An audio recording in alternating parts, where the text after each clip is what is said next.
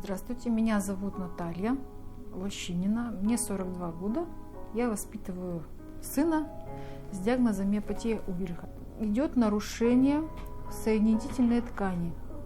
То есть каждое мышечное волокно, оно обернуто соединительной тканью, и как раз вот эта соединительная ткань, она страдает и нарушает работу всей мышцы, и постепенно мышца начинает отмирать. Еще в Казахстане сначала говорили, до 2 лет доживет, потом до 6, потом до 10. Естественно, каждую дату я оплакивала. Ну, это то, что еще не знала, как просто жить с этим. Но это тяжело принять каждой маме. Вот. Но слава богу, что у меня хватило ума не остановиться. Сейчас в первую очередь у меня стоит цель – это сделать так, чтобы у моего сына продолжительность жизни, выиграть, так сказать, у болезни, выиграть дополнительные года жизни. При миопатиях со временем происходит ослабление дыхательной функции. То есть у нас диафрагма же толкает легкие. Диафрагма – это мышечный орган. Она тоже ослабляет, и межреберные мышцы, которые расширяют грудную клетку, они тоже ослабляются. И человеку, невозможно ему легкие полноценно открывать и закрывать. Лучше не рисковать. Человека переводить на искусственную вентиляцию легких. Да, это звучит страшно.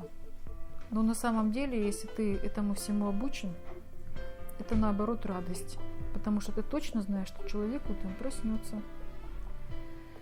У миопациентов, когда уже происходит разрушение диафрагмы и межреберных мышц, не видно даже колыхания грудной клетки. И очень тяжело понять, дышит ли человек вообще. И у меня действительно, я подходила его переворачивать ночью, я даже боялась прикоснуться. А сейчас аппарат работает, я масочку одела, я издалека слышу, что Саша дышит. И у меня ночь проходит спокойно. Группа «Сильнее обстоятельств» прежде всего существует для того, чтобы поддержать друг друга. Потому что пока родители воспитывают маленького ребенка с тяжелой патологией, они все застревают на том, я тоже через это прошла. Это стадия непринятия. Сначала казалось, что я все сделаю, это неправда, это не тот диагноз, это где-то ошибка, я все сделаю, я там докажу, я побежду, и победю, как это правильно сказать. Вот. А потом, когда понимаешь, что смотришь и прогрессирует заболевание, ты ничего сделать не можешь, ты погружаешься в депрессию. И вот это очень большая ошибка.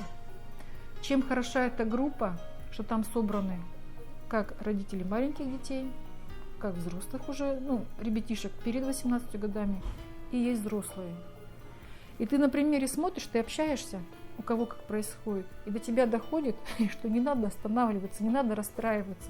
Ты теряешь драгоценное, пока ты расстраиваешься, драгоценное время уходит. Найти таких же пациентов с таким диагнозом. Я думала, что я вообще в городе с миопатией одна.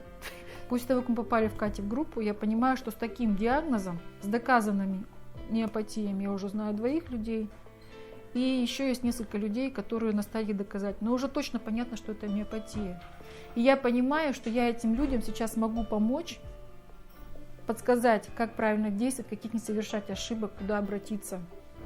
И вот действительно, когда ты понимаешь, что ты кому-то можешь помочь, просто кайфуешь от этого. И я понимаю, что если бы мне тогда, в мое время, когда Сашка был маленький, мне подсказали, я бы очень много сделала для своего Саши. И я понимаю, что его состояние здоровья было бы сейчас намного лучше. К сожалению, есть много родителей, которые стесняются показывать своих детей. Но нужно не зацикливаться на болезни, потому что жизнь прекрасна, к сожалению, она коротка, и тратить ее на огорчение, это неправильно. Самое важное, это когда мы вместе можем куда-то выйти, и вообще просто нахождение рядом в такие светлые моменты. Из таких мелочей светло как раз складывается жизнь. Но если ты в душе не сломался, то и болезнь потихонечку будет отступать. По крайней мере, мы в это верим и надеемся.